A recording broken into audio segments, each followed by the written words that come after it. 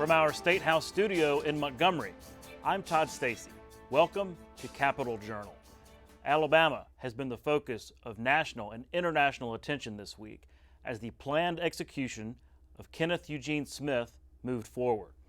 The death row inmate was convicted more than 35 years ago of killing Elizabeth Sennett in a murder-for-hire scheme. The state had attempted to carry out Smith's death sentence 2 years ago, but the lethal injection was called off due to complications. Since then, it has been a prolonged legal battle, partly over the state's use of nitrogen hypoxia to carry out the execution, the first time that method has ever been used. Both the Alabama Supreme Court and the U.S. Supreme Court ruled that the execution could move forward Thursday, and Smith was put to death.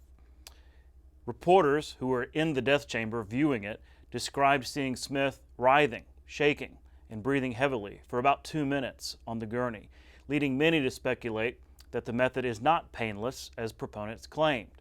Attorney General Steve Marshall called the execution successful. He said more attention needs to be paid to Smith's victim, Elizabeth Sennett, and that justice for her family was too long delayed. I can hardly call this execution justice for the Sennett family, and it's because it took over 3.5 decades for the sentence to be carried out. I want to tell the family, especially the victims' sons, Mike and Chuck, how genuinely sorry I am for the horrific manner in which their mother lost her life. But I also want to apologize to them for how long it took for this sentence to be carried out. Our capital litigators have handled this case for more than 30+ years. They could have followed the path of other states and gone the path of least resistance, and that would have been easier. But yet I can't think of a better group of lawyers to be able to handle this case. And as the numbers prove, they're the best team of capital litigators in the country, bar none, and I could not be prouder of the work they've done. And a tremendous thank to Commissioner John Hamm and his dedicated team at the Alabama Department of Corrections. Everyone in this room knows they are the first team in the country to carry out nitrogen execution, and what occurred last night was textbook. Lieutenant Governor Will Ainsworth this week released an ambitious plan to transform Alabama's workforce and economic development platform. The plan, which was developed by Ainsworth's Commission on a 21st Century Workforce, would consolidate workforce development agencies and align them more closely with the state's overall industrial recruiting strategy. It would also include creating a cabinet-level position to oversee all of these efforts. Ainsworth said he hopes to bring legislation early in the session with hopes of improving Alabama's workforce participation rate. But to maintain our competitive advantage over other states, we've got to continue to work on our workforce development systems. Our commission has worked hard and created a plan to align our job training efforts so Alabamians can seize new opportunities and connect all Alabamians with 21st century employment. With these reforms, Alabama's workforce development can be the envy of the nation. I am a small business owner, and the number one concern that I face as a small business owner is a workforce, a ready workforce. Ever since COVID has came by, it's kind of decimated our workforce. And I think having this commission in place to actually put forth policies and put forth efforts that would help kind of make sure we have a trained workforce moving forth in the 21st century is great. Take those steps forward to be able to make sure that we can answer that number one question, which is, if I'm coming to build my factory or my plant in your community, folks in Alabama, how can you give me assurances that I'm going to have a trained workforce, not only today when I invest the hundreds of millions in your state, but also in the future? A coalition of mental health providers this week called on lawmakers to support additional funding for mental health services. They touted a new poll showing strong support for improving mental health services and for the legislature enacting a small surcharge on phone lines to expand 988 crisis helpline services. Holly McCorkle, Executive Director of the Alabama Council on Behavioral Services, said the poll shows Alabamians support solutions for mental health. Close to half said that they or someone close to them had experienced a mental health crisis, or attempted self-harm. Alabamians want to see more resources devoted to mental health, with overwhelming majorities. The poll also confirmed what we knew, that more help is needed. 47% of Alabamians indicated that their perception is that mental health services are generally inaccessible. Of those that reported a personal experience with a mental health crisis, 44% said they couldn't get immediate help for themselves or their loved ones. I'm living proof of what can happen when you get the help that you need. And there are so many people. I come from a rural area. I was lucky that we had services. I will say that I was born and raised there and did not know we had a mental health center until then. So we were very fortunate that I was able to get the services. But so many places around the state don't. Or if they do, they're not staffed well enough because of funding. I mean, you have to pay people to work there, and that becomes a big issue. We'll go over that polling in more detail when Holly joins me here at the desk later in the show. And I should clarify the organization that she leads. It's the Alabama Council for Behavioral Health Care. The Joint Legislative Transportation Committee met this week here in the State House. Lawmakers heard an update from the Alabama Department of Transportation about the progress of Rebuild Alabama, the 2019 enacted plan to use additional gas tax revenues to improve the state's highways. 67 counties have been impacted. We've done 20 bridge projects, 70 intersection improvements, 161 roadway improvements, and 38 capacity program projects. Assuming a $40 million award for A-Trip 2 in the next week or two, and another $15 million for the annual grant program, by the end of fiscal year 24, the total award should be somewhere in the neighborhood of $235 million. So not quite $250 million in the first 5 years. Also in the State House this week was a meeting to discuss alcohol policy. Lawmakers are considering legislation that would allow grocery and convenience stores to sell so-called ready-to-drink beverages containing spirits instead of only the malt-based drinks now allowed. Drinks like High Noon that contain vodka and tequila right now are only allowed in liquor stores. Curtis Stewart, head of the Alabama Beverage Control, said he has concerns about alcohol content levels and the impact on revenue. Please consider limiting the ABV in this bill. That's our first concern. Also, just remember that we would then be the highest, we would have the highest ABV of the surrounding states. So there's a reason the other states don't do it either. They don't allow products with this strong of amount of alcohol to be in a wider distribution. The other concern that I have is for the consumers. And the best way to say it is on the very last page, which is in red, that what part of this change would do would be to allow products with a higher ABV than all the surrounding states to be put in that wider distribution. Those products would cost the consumers more. There's a price comparison in here that I didn't go through. And the state would get a little less in tax from those products. So financially, it's a lose-lose if you move too many of these products away from the ABC distribution. Your last comments there about a reduction in revenue, does that take into account the increased volume of sales that is likely to result from these products being in more widely distributed?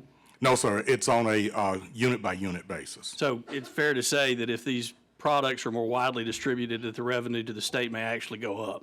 It is possible, yes, sir. Thanks, sir. It's no secret that crime is a growing concern across the country and here in Alabama. Congresswoman Terry Sewell was in Birmingham this week to hear from students and talk about ways to curb the violence. Capitol Journal's Randy Scott reports.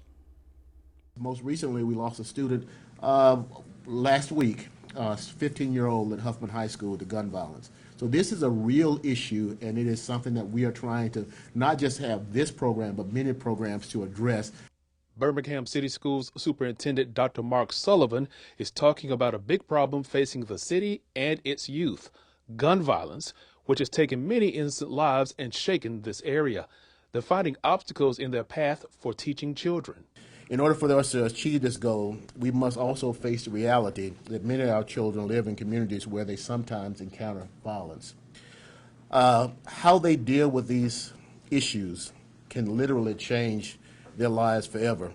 School officials around the state and right here in Birmingham say they have a tough job preparing tomorrow's future leaders. Complicate that with outside distractions, including violence, and things can get tough. Now, some much needed help is coming in the form of financial support from Washington, D.C. Too many of our youth have suffered the trauma of violence, both in school and at home. But as elected officials, we have to be responsible not only for addressing the symptoms, but also addressing the root causes. Congresswoman Terry Sewell is in Birmingham this day to attack the problem head on. I am proud to have fought for federal grant for this school system, and today I am excited to be able to present a $1 million check to Dr. Sullivan, the Birmingham City Schools. Those resources will be used on programs helping to prepare students, staff, and neighborhoods to deal with violence. Restorative practice is a framework that deals with conflict, it repairs harm, and it builds healthy relationships among our schools, our personnel, and our workplace, and most importantly, our communities. Getting more people involved is a part of the process. Because it takes a village to raise a community, and we know that when we're talking about school incidences of violence, we have to be very intentional about looking in our community. You get tired of reading about it or seeing it, and they say, oh, we coulda, shoulda, and what you guys are doing something about it.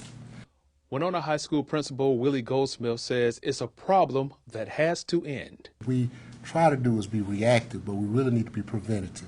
And you have given us something that gives our parents, our stakeholders, and our children those tools that they can use to try to keep violence from happening.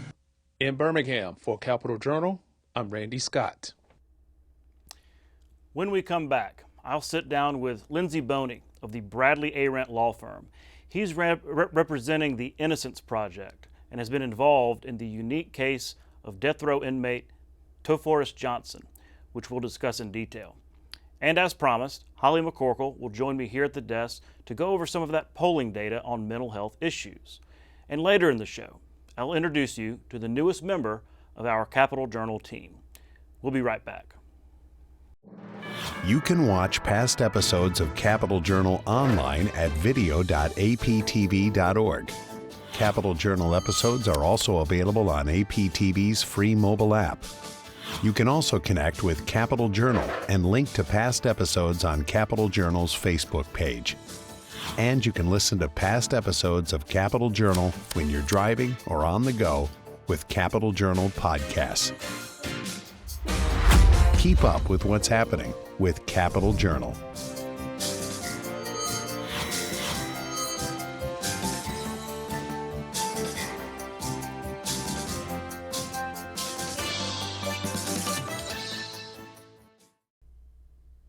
Welcome back to Capital Journal. The case of Alabama death row inmate Toforest Johnson has garnered national and even international attention due to the growing belief that Johnson was wrongfully convicted of killing a sheriff's deputy back in 1998. That includes the prosecutor at the time, multiple jurors, and big names in Alabama's legal community.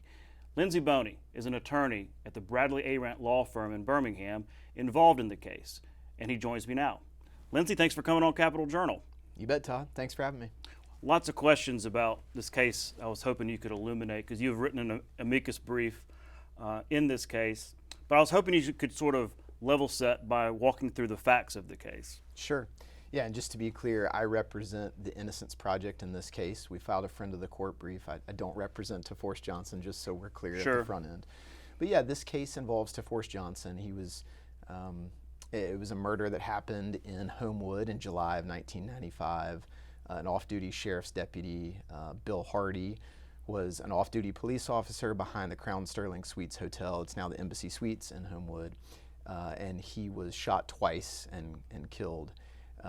In the immediate aftermath, I guess, of the murders, or of the murder, different people came by and were questioned, and Toforest Johnson, who was ultimately convicted in this case, was one of those people that was initially questioned and detained and charged, along with 4 other individuals at various points in time. So he was convicted in 1998, has always maintained his innocence, and since then it's been lots of twists and turns in his case of really the evidence coming out in many ways showing that he's innocent. Mm-hmm. And his conviction was based on testimony from someone who said that he confessed to killing, but that was later to be found out that she was paid for that testimony? Yeah, sure. I mean, we can talk a little bit about it. So at the time when he was convicted in 1998, there's never been any forensic evidence that tied him to the crimes. The gun that was, the bullets that were shot, there were 2 shots fired, both came from the same gun. Mr. Johnson didn't own that kind of gun. There was never any evidence that he did. In fact, the forensic evidence never pointed to him, and that's evidenced by multiple people were charged with the same crime, even though the evidence was shown that it was a single shooter. So the police really, and investigators at the time, had a difficult time figuring out sort of where the case might go. But the state has pursued 5 different prosecutorial theories over a period of years, over 5 different defendants. But at the time, there was some testimony that someone said that he was there. Now, it wasn't an eyewitness. There were no eyewitnesses to the crime. There were some hotel guests that night that looked out right after they heard the shots, and they described a man and a car, neither of which description fit Toforest Johnson or his car. But some witnesses came forward and gave some testimony that perhaps in the initial investigation might have tied Toforest Johnson to the case. Now, that witness that came forward was later shown to be a serial liar. She was a youth at the time. But what ultimately the state rested on in Mr. Johnson's conviction was the witness of a woman named Violet Ellison. Violet Ellison is what's called an ear witness, not someone who saw something and said that it was relevant to a case, but someone who heard something. And as the case would be, this case is now the subject of a podcast that people could get on, Apple Podcasts or Spotify, wherever they get their podcasts, called Ear Witness, about this case, and that's part of what's given some attention to it here recently. But Violet Ellison, her daughter, had been making phone calls with inmates in jail, and they would call her and she would connect them to people that they wanted to call. She was making a business, I guess, in that way. And during the time that Toforest Johnson was in jail awaiting, arraignment or trial, before he was even charged, I think, this woman's mother, Violet Ellison, overheard a phone call in which the evidence was unclear of whether it was the person who said Toforest or Johnson, or that's what her testimony was. Her notes differed from what she says she heard, but she says that she heard Toforest Johnson, a person that she had never met, a person that she didn't know, a person who she didn't know his voice, that he said that he committed this crime. Again, her notes were inconsistent, and it was later found out that when she gave that testimony at trial, the jury did not know, but she ultimately was later paid for her testimony that she gave at trial. So that's sort of part of the flavor of the evidence that has started to unwind in this case after his conviction in '98. Mm-hmm. Now, death penalty cases are notoriously complicated, lengthy, litigious, but this one really stands out in terms of going up and down the appeals track. Can you walk through what makes this case different than other death penalty cases and why you personally got involved? Yeah, so there's a lot of discussion about capital punishment in Alabama this week in particular, with a pending execution that I guess by the point that this airs there will already have been some result that has happened in that case. This case is fundamentally different, and the reason that it's fundamentally different is whatever someone believes about capital punishment, about the death penalty, about the way that it should be executed, the way it should be applied, is that I think we can all agree that if there's an innocent person, that an innocent person should not be executed.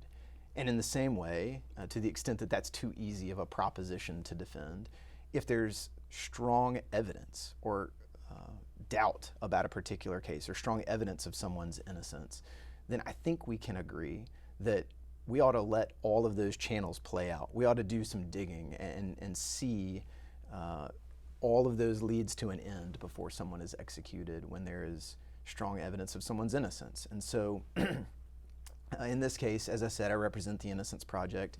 I've represented the Innocence Project or worked with the Innocence Project now for a number of years. I grew up in Alabama.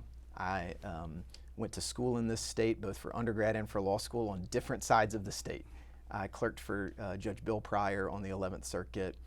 My entire life, I've been a conservative and voted as a Republican. And growing up in this state, I didn't know anything about the Innocence Project. It's an organization that's based in New York. It was founded in the early 90s.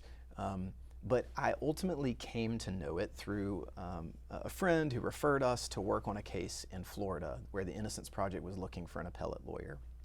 And I agreed to take the case because it seemed interesting, and ultimately was part of arguing a case, briefing a case at the Florida Supreme Court where we were able to get a conviction and sentence reversed of someone who was on death row in Florida.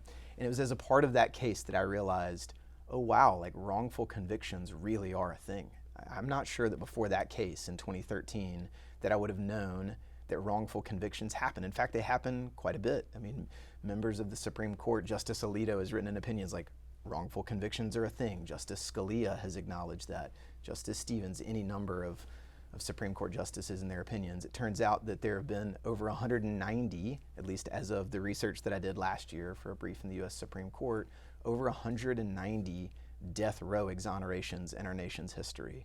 The Innocence Project was founded really to help with expanding DNA evidence and DNA testing in the early 90s, and has been a part of nearly 250 exonerations of all stripes. So even when someone is convicted of a capital crime and they're sentenced to death, that doesn't always mean that the conviction is airtight, that the evidence is airtight. So I got involved with the Innocence Project back in that original case in Florida. I kind of got hooked.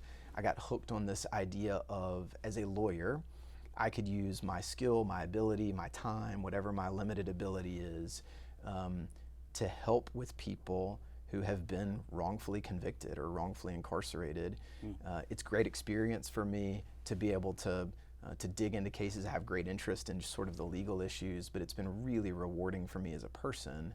And so this case has piqued my interest from the beginning. When the Innocence Project was asked to write an amicus brief, they reached out, and I'm really glad that they did, because it's a fascinating case, and candidly one that hits very close to home. It's in my town of Homewood. It's an Alabama case, which doesn't always happen in my world. It's someone who's about the same age as me that's been convicted and sitting on death row for all of these years. So it's been a pretty formational experience for me. Let me ask, this case has already been appealed, right? This has gone to the Alabama Court of Criminal Appeals. It's gone to the Alabama Supreme Court, courts that have ruled against a new trial or overturning conviction and everything. And if we, and just remember at the very beginning, it was a jury verdict. So, don't we have to, at a certain level, trust our justice system and trust our institutions of the court, and when they rule, respect those opinions and respect those rulings?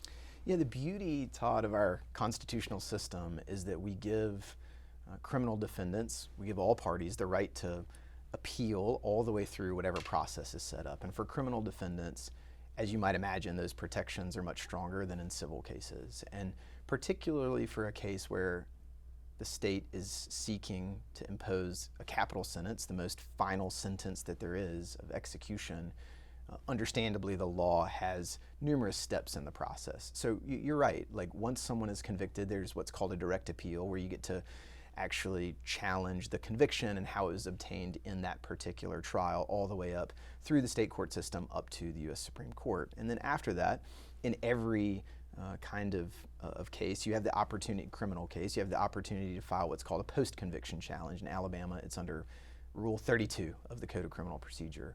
And that allows you to have what's called a collateral conviction, where you come in from the side and you say, maybe my lawyers weren't constitutionally effective. Maybe they were just so poor that they didn't meet the standard that the Constitution provides of someone who has a right to counsel, or maybe there's new evidence that has come to light that ought to be before a new jury because the original jury didn't hear that evidence in the first instance. Maybe it's evidence that never existed before or never was pursued. So in this case, a Rule 32 petition was filed, that post-conviction collateral challenge. You can do that in the state all the way up to U.S. Supreme Court, and then you have a right to file a habeas petition. It's, back from the founding, was enshrined in the Constitution as a right that you can pursue claims in federal court. So far, all of the claims that have been pending in this case have been through all of the normal channels that the Constitution and the state constitution and state criminal rules allow. The reason that that's so important is because new evidence invariably comes out. In this case, there's been a number of ways that new evidence has come out. It's come out since his conviction that Violet Ellison, the state's key witness at his trial, it came out that she was a paid witness for her testimony in his case. She was paid a number of years after the fact, but testified on the understanding that she was going to be paid. The original jury never found that out. That's a classic post-conviction challenge. It's under a U.S. Supreme Court decision called Brady. So this is a case where that right could be vindicated. There's been other evidence that's come to light in this case as well, though, that there have been 10 witnesses that have come forward, 10 eyewitnesses to seeing Toforest Johnson in another part of Birmingham the night that he was convicted of this crime, at the time that the crimes happened. So an opportunity to unearth that new evidence and bring it to light is through the post-conviction process. The last thought I guess I would have for you is about juries. Juries are notoriously, or I guess famously, infamously, however you want to consider it, they can be unpredictable sometimes. And it's definitely a hallmark of our system that in criminal cases and civil cases, you're entitled to a jury of your peers. Jurors, if they aren't presented with the full picture, they can't make a full and fair decision. And so you might imagine the law, because it allows and envisions this post-conviction challenge, that sometimes if the jury doesn't have the full picture, that conviction that they entered or that conclusion that they came to can be undermined. And in this case, it's a great example. 3 of the original jurors in Toforest Johnson's case have come forward and said, if I knew any of this new evidence that has come to light now, my result would have been different at the time. So the legal system can be long and tortured in some sense. That's a bad pun that was unintended, but the idea is that it's there to protect people before we deprive them of their liberty in the most final way. Mm-hmm. Running out of time, got about a minute, but I wanted to ask just what is being sought? Is it a new trial? Is it clemency from the governor? What are his options? What is he advocating for? A new trial. I mean, one of the most significant things about this case is that the original line prosecutor, a gentleman by the name of Jeff Wallace, who actually prosecuted the case, has come forward and said, I think that he's entitled to a new trial. And who makes that decision? So the decision is ultimately made, I guess, by the Attorney General, by the state itself. The Office of the District Attorney, the prosecuting authority in this case, did an independent investigation over 9 months and determined that they agree with the original prosecutor, that the Office of the District Attorney has said, we believe he's entitled to a new trial because of the evidence, and that we think that this conviction was wrongfully obtained. I see. And when would a conversation about clemency, pardon come into that conversation? As you get closer and as you exercise all of your legal rights in court, sometimes clemency proceedings can proceed in parallel. But at any point, any member of the state government could step in and say, we're ready to walk away from this case. And candidly, if you listen to the original prosecutor, which as I understand is unprecedented in cases of exonerations that, or have discussions with the Office of the District Attorney in Jefferson County, at any point the state could step in, the Attorney General, and say, we're going to give this person a new trial. Well, it's something we're going to be following. Thank you for coming on and explaining some of these complicated issues, facts of the case, criminal appellate procedure. It's really enlightening, and appreciate your time. You bet. Thanks for having me. We'll be right back. You're watching Alabama Public Television.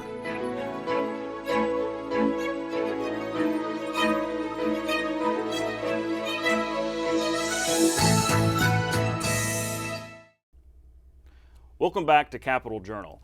New polling released this week shows that a strong majority of Alabamians believe that mental health care is a key issue going into this upcoming legislative session. Joining me next to talk about it is Holly McCorkle, Executive Director for the Alabama Council of Behavioral Health Care. Holly, thanks for coming on Capitol Journal. Thank you so much for having me, Todd. It's nice to be back. Well, we love polling, so I really want to get into all these numbers.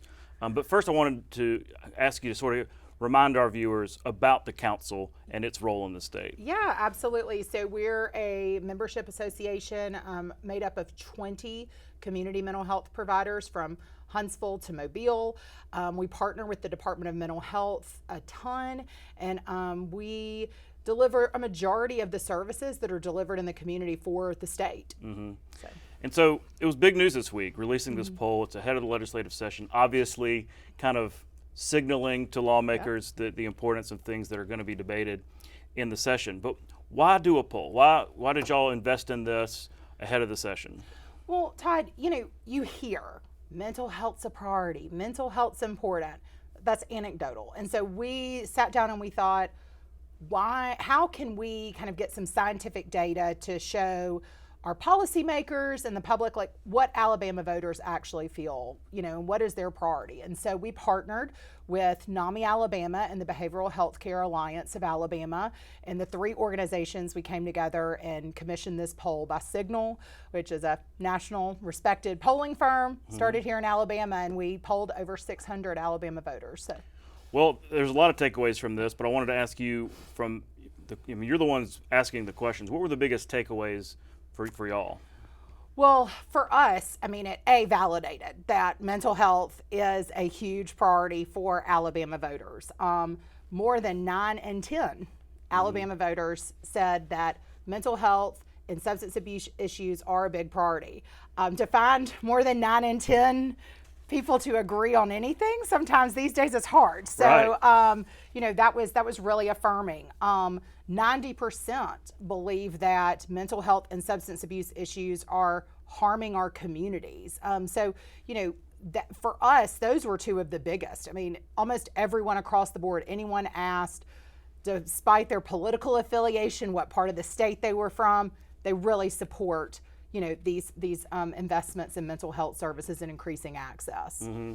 I found it interesting that when asked, have they personally been had to call either 911 or 988 for a mental health situation? It was in the 20s, but that to me is a pretty high number in terms of they've actually had to deal with a mental health crisis and use services.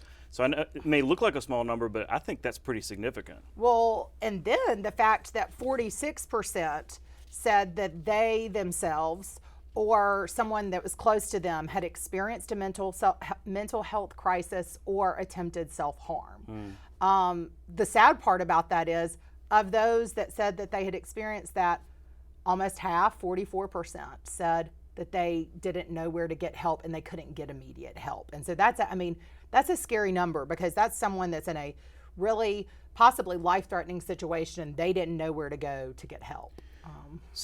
And I hear lawmakers talk about this sometimes, and obviously the commissioner and the speaker's been really talking about this a lot too.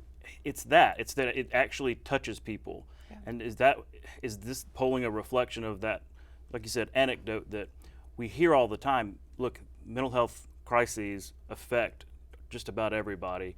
So do you think that fact is boring out in these numbers? Oh, absolutely. If you or someone you love has experienced a mental health crisis, then that makes the issue personal. And so I absolutely believe that. And I would, you mentioned the commissioner and the speaker, and I, would be remiss if I did not really thank all of them, our legislative champions. This poll validates what those legislative leaders have been doing over the last few years.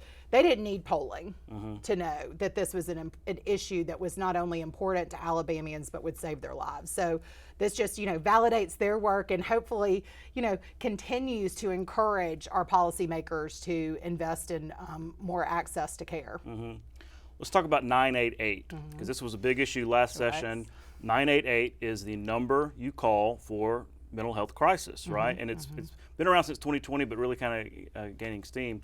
But there's resource issues, right? Resource limits on that. So you polled 988. Both did voters know that it exists, and also a possible expansion of those services. Right. Talk about what the numbers show. So the numbers showed that only 1 in 5 even knew what 988 was. So I'm glad to be on here talking about that, because hopefully if someone's watching and you know someone that's in a mental health crisis or suicidal, call 988. That's what the line is there for, and we need to raise a lot of awareness for people to know about that line. But when asked if they would be willing to pay a 50-cent phone user fee, over half said they would. And and when polled and said they didn't even know what the number was, more than half were still already willing to pay that 50 cents to fund a phone number. They weren't even educated on the fact that that 50 cents would not only fund the call centers, but would also fund mobile crisis response across the state. So if someone called 988 and they were assessed that someone needed to go out into the field where that individual was, that 50-cent fee would also provide that response. So we believe the numbers would be much higher if people actually understood what that 50 cents would actually go to. Yeah, that tracks. And that was the issue last year, right? It was a proposal to raise the fee. But what I found interesting was that, it was in this conversation that folks sometimes take for granted that we already pay that 911 fee, right? That's correct. That is a user fee. We already are doing that. That's right. And as mental health crises and mental health services become, it just makes sense that, of course, we expect to get it for free. I mean, things cost money. Right. In the federal legislation, President Trump signed this into law in 2020. The federal legislation actually authorized states to assess a user fee. So that's, we didn't come up with that idea on our own. That was part of the federal legislation. But, law enforcement doesn't need to always be responding to mental health crisis. Right. And so this would be a more appropriate response to someone who is, especially someone that's suicidal, and would need a mental health professional to try to walk them through that situation than law enforcement responding. Mm-hmm. At the same time, anytime you talk about raising taxes, raising fees, people don't like to, we are who we are. That's right. And so I was looking at, there is support for this, but this is a across the ballot poll. This is Republicans and Democrats. What did you see in that? Were there more Republicans against it? Was there a identifiable breakdown in terms of conservatives against the fee or not, or was it more across the board? It was really more across the board. I do think that there were probably some more conservatives that were against the fee because they're going to be against any type of fee or tax. But a majority of both conservatives and Democrats supported the fee. And so that was really encouraging. And our poll really did the breakdown of who was polled, really tried to reflect the makeup of the Alabama electorate. So we didn't just poll Democrats, and we didn't just poll Republicans. So. Sure. Well, that's important. The reason I ask is, at the end of the day, it's a Republican legislature, right? And so that's who's got to ultimately be supportive. But when it comes to money, I found this interesting too, because you polled two different sort of potential revenue streams. Right. One is gambling, which, goodness, we're going to be talking about that a lot. Yep. But also let's start with the opioid settlement. We've got almost $250 million that the state's going to be using. They're having these meetings. You've been involved in some of this. So I found it interesting that 82.5% supported using some of that opioid settlement money for mental health, substance abuse treatment and prevention. Yes. That's a significant result. It is, and we thought that would be the case, but we really wanted the numbers because we wanted to support our policymakers when they're having to make decisions on allocating and appropriating this money. And there's a lot of great causes out there. There's a lot of individuals who are, asking for a piece of the money and can absolutely be in some way tied to the opioid epidemic, but at the heart of it, the majority of the money needs to go to substance abuse treatment and prevention and those Alabamians that are suffering from opioid use disorder. Well, okay, gambling. We know that there's going to be a gambling bill brought this year. Who knows whether it'll pass or not? That's a story, a question for a different day. But one big question when it comes to gambling and if gambling legislation ever passes, is what to do with money, because it would be hundreds of millions of Right. dollars coming to the state. So you polled, if gambling was legalized, would you support or oppose using a portion of that money for mental health care and to treat substance abuse and gambling addiction? 81.8%, 82% said they'd support that. Yep.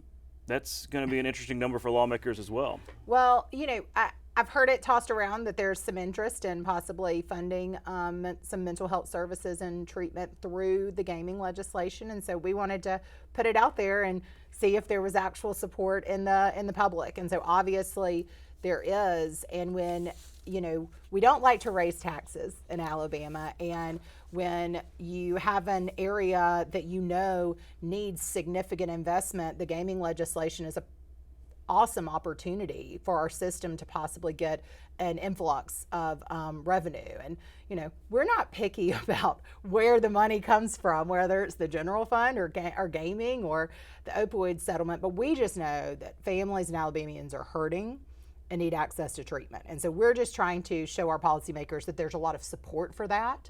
And it's up to them to make those decisions. Sure. Well, looking toward the session, what are your legislative priorities going to be? I'm guessing 988 is going to come back. Of course. I mean, that's a top priority for us. We'll continue to advocate for workforce money. Many of my members, all of my members actually depend on funding from the state to do the state's work. And so therefore we need to be reimbursed appropriately so that we can pay people living wages. So again, we'll be coming back to the legislature and asking for some increased appropriations so that we can pay mental health workers a living wage. We're looking at the opioid settlement, just making sure that goes to treatment and prevention. Another piece that we're looking at, and we don't necessarily have a full solution yet, but we've got to start also looking at long-term beds. And you hear that term a lot in the legislature, and really it's for those individuals who have gone through the commitment process through probate court, and they need a hospital bed or some hospital-like bed for some longer-term treatment. And there's numerous communities in this state that don't have enough of those type of beds, and so we've got to figure out a way to increase that number. So that's different than the crisis that may last a few days or a week or something like that. And the crisis centers are for voluntary. I mean, anyone that goes into a crisis center, they're 365, 7 days a week open, but it's for individuals who voluntarily want to get treatment. And so sometimes there are individuals that are really sick, and unfortunately they might have to go through the probate process and get involuntarily committed. So yeah, one thing that I do see as progress is, there used to be such a stigma, and maybe there still is a little bit, but I see that stigma really melting away in terms of the fact that we're just sitting here talking about it openly, and we have for years. That didn't happen 15, 20 years ago. So is that helpful in terms of how you do your job and how you communicate to policymakers and lawmakers? Oh my gosh, yes. It has been, people are so willing to share their story. Yesterday we met with some reporters, and we had an individual with lived experience that shared her story, and she's about to retire from the same community mental health center that she sought treatment at. So she sought treatment, she got into recovery, and now she's had a 20-year career at that community mental health provider. And so, it is so important for people to be able to share their stories. And once you do, it's that personal connection. Our policymakers are all people. And so when you're able to share your story and share your connection, it makes a huge difference in the willingness to be able to fund these type of services. Do you feel like this polling and the reporting going into it gives you some momentum going into this legislative session? I hope so. I feel the momentum, but I work in this world every day. But again, I've thanked our legislative champions, but I can't thank them enough because they've been doing the work for several years and made critical investments. And so I really expect, I think the speaker has said this in numerous other legislators, they continue to invest in mental health. So I look forward to that. Well, we look forward to the session. This is going to be a key issue to follow. We're actually getting ready to do some polling on other issues, but This was great. This is great data on a very important issue. Thanks, Todd. So we'll be following it, and good luck during the session. I appreciate it. Thanks for having me. We'll be right back. You can watch past episodes of Capitol Journal online anytime at Alabama Public Television's website, aptv.org. Click on the Online Video tab on the main page. You can also connect with Capitol Journal and link to past episodes on Capitol Journal's Facebook page. Welcome back to Capitol Journal. With less than 2 weeks to go before the legislative session begins, Alabama Public Television is pleased to announce that Jeff Sanders is our newest member of the Capitol Journal team. He's the new executive producer reporting on the Senate and all things government and politics for Capitol Journal, and Jeff joins us now. Jeff, congratulations and welcome to the team. Todd, thank you so much. I'm very happy to be here, very excited to get started in what looks like will be a very busy session coming up. No doubt. Now look, you're a very familiar face and voice to a lot of people with 20 years, more than 20 years of broadcast journalism experience. Talk about your career and what has led you up to this point. Well, it started out, we'll go back about, 30 years almost, I guess, to Torey University, where I was a journalism major there. I spent about 8 years of my life as a weatherman. A lot of people don't remember that because it's been so long ago. I was doing weather in Dothan, Alabama, and I did that for a few years. But I made the switch to news. That's where my passion was. Came to Montgomery in about 2005. I worked for the CBS affiliate here for about 15 years, where I reported on a lot of political issues, covering the Riley administration. I remember when you were back there with that administration, kind of moving into the Bentley administration, and then moving now into Kay Ivey. Anchored the evening shows, the 5 and 5:30 shows, and also became the assistant news director there as well. So, and my job mainly was on election night. I really kind of headed up our election coverage, and so it really got my my teeth into politics in Alabama and how it's changed over the last few years. From there, left TV for a while and came back and worked for the CBS affiliate in Birmingham, and also reported for various affiliates for that organization throughout the state. Here in the Capitol, reporting in, not the Capitol, but the State House, reporting in the State House, and covering both chambers. And I did that for just over a year, and excited to be back. So that's right. It was, WAIT or IAT in Birmingham, but it was actually a bunch of more stations. So you're reporting one news story from whatever the legislature's doing for what, 4 or 5 different stations? Stations in Mobile, Mobile, Dothan, Birmingham, Huntsville, and the Columbus, Phoenix City area. The only market we didn't cover was the Montgomery market. But I did that every day for several stations, so just kind of really reported the politics throughout the state. Well, what excites you the most about coming back to the State House?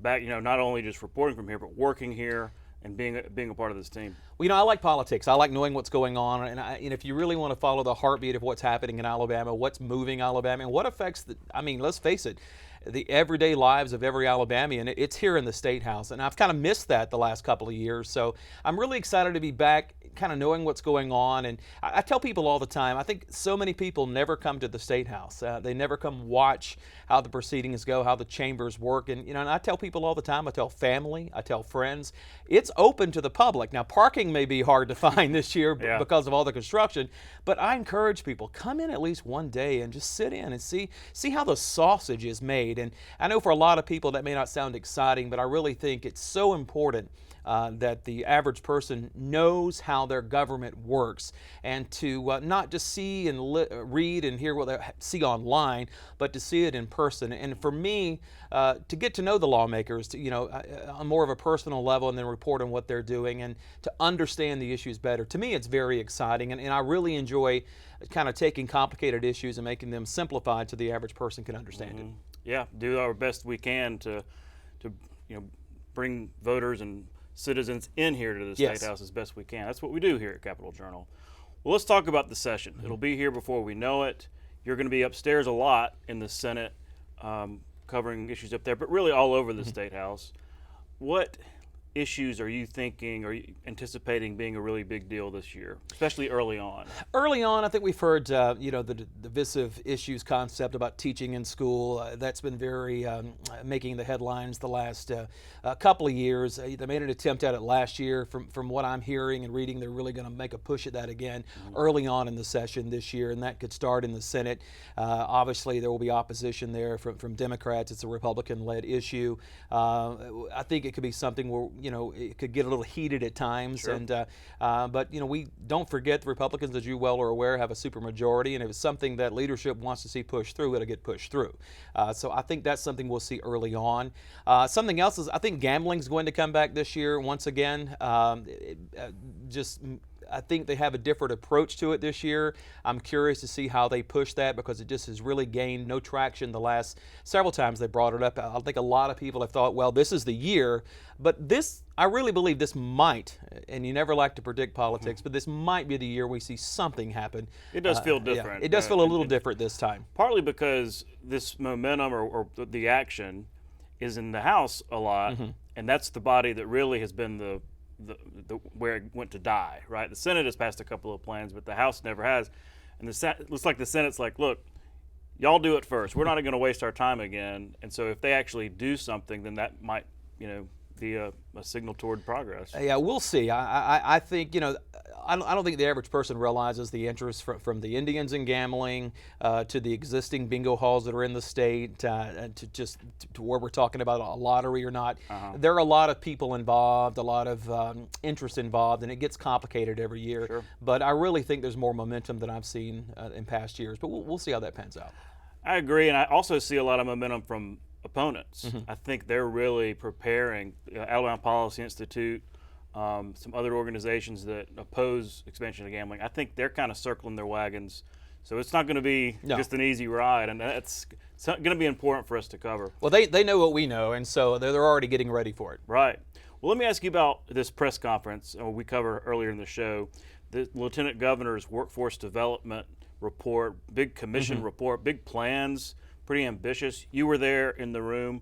What was your sense? He seemed pretty fired up about this issue. He does seem very fired up about this issue, and this is something that's been kind of taking place since the commission was formed, I believe, back in 2019. They've been meeting every few months now and really just trying to pull together a plan to move forward. I think when we look at the unemployment rate, that's historically low for Alabama. It's very low. However, it's the labor participation rate that's very low, and I just finding ways I think to get more Alabamians into the workforce and get high-paying jobs that aren't necessarily college degree jobs, and they touched on that a lot during the press conference. And I know if you look at the community college system with their Skills for Success program, they've been pushing the last few years, getting people in there to not necessarily get an associate's degree, but get these, whether it's running a bulldozer or getting your credentials, your CDLs for an 18-wheeler. I think you're seeing a lot more push toward that. But for the governor, Will Ainsworth, Lieutenant Governor, this is something he's talked about a lot. I think he's very passionate about it, and we'll see what his political future holds in the next few years, but I think he's looking ahead too, and this is something that I think he really wants to kind of hang his hat on in the coming years.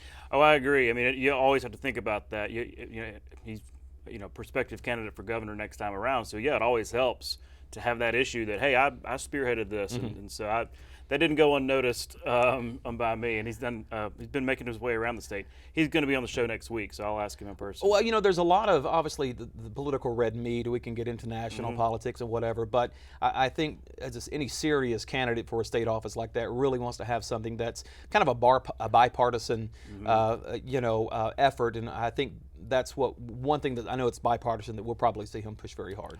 I agree, because you have to have the political issues to fire up the base, but showing some competency in governing, I think, is important, even for the voters, but also for those who fund campaigns and the business community that really cares about competency in government. So I guess we'll probably have a couple of years to talk about that For race. sure, yes. Well, Jeff, again, welcome to the team. Absolutely. We're glad you're here. Look forward to working with you, and the session will be here before you know it. Before you know it, I'm very excited and really happy to work with a great group of folks like yourself. Yeah.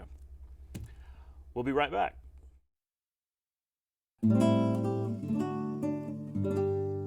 The USS Alabama is a World War II-era battleship that first served in the Atlantic Theater, but was better known for helping to take Japanese-held islands in the Pacific between 1943 and 1945. During the Battle of the Philippine Sea, the Alabama's state-of-the-art radar alerted the fleet to incoming aircraft, providing the Americans enough time to scramble fighters and decimate the attacking force. Later, the Alabama served during the Battle of Leyte Gulf and anchored in Tokyo Bay to unload Allied occupation forces. In 1964, the state of Alabama took possession of the battleship. Alabama schoolchildren raised $100,000 in nickels and dimes to help bring the ship to Mobile and create Battleship Memorial Park. The park features the Alabama, the World War II-era submarine USS Drum, and an American military aircraft collection. Battleship Memorial Park is one of the state's most visited attractions.